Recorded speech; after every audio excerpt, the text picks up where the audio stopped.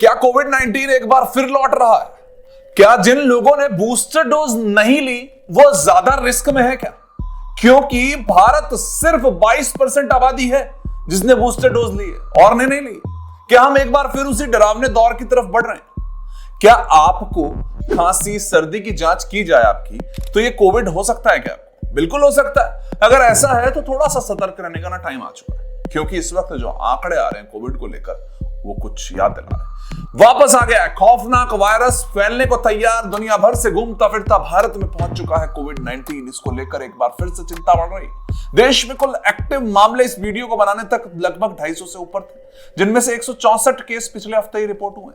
स्वास्थ्य मंत्रालय के मुताबिक देश में 11 राज्य, जिनमें दिल्ली, महाराष्ट्र, गुजरात, केरल, तमिलनाडु, हरियाणा, पुडुचेरी, पश्चिम बंगाल, सिक्किम, राजस्थान और कर्नाटक, ये वो राज्य हैं जहां अब भी संक्रमण के सक्रिय यानी कि एक्टिव मामले। केरल में तो अब तक 182 मामले सामने आ चुके हैं और इसमें बहुत से इस वक्त एक्टिव केसेस हैं, यानी कि अभी फैल रहा है। इसके बाद तमिलनाडु में 66 और महाराष्ट्र में 26 एक्टिव केसेस हैं, यानी कि कोविड उनको हो रखा है और आगे फैल रहा होगा। मुंबई से डराने वाली खबर यह भी थी कि केईएम अस्पताल में 2 कोविड संक्रमित मरीजों की मौत हो जाती है, जिनमें से एक 14 साल की बच्ची भी थी। हालांकि अस्पताल प्रशासन का कहना है कि मौत की वजह कोविड नहीं, पहले से मौजूद गंभीर बीमारियां थी, लेकिन उनको कोविड था।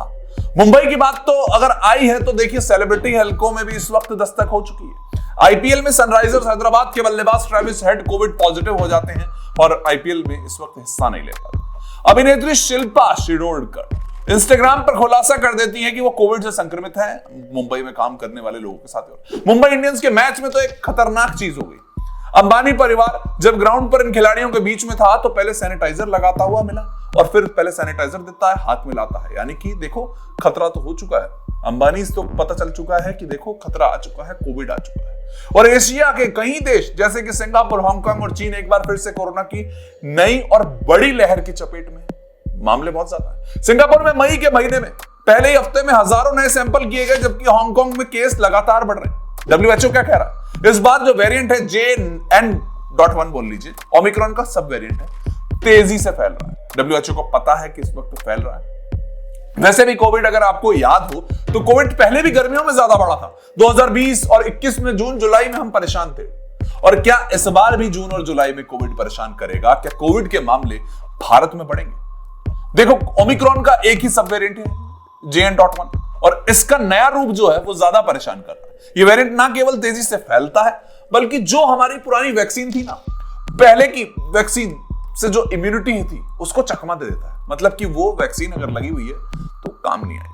WHO ने तो बताया कि इस वेरिएंट में स्पाइक प्रोटीन में म्यूटेशन हुआ है और जो इससे और ज्यादा फैलने में असरदार कर रहा है। टेक्निकली समझा रहा हूं आपको। हांगकांग में 80 नए मामले जो है इसी वेरिएंट से आए और अब अभी भी फ्लाइट्स तो उड़ रही, सब कुछ आ तो रहा है, हम लोग ध्यान भी नहीं रख रहे। एक्सपर्ट की चिंता भी यही वजह है। जिन लोगों ने बूस्टर डोज नहीं ली वे ज्यादा रिस्क में।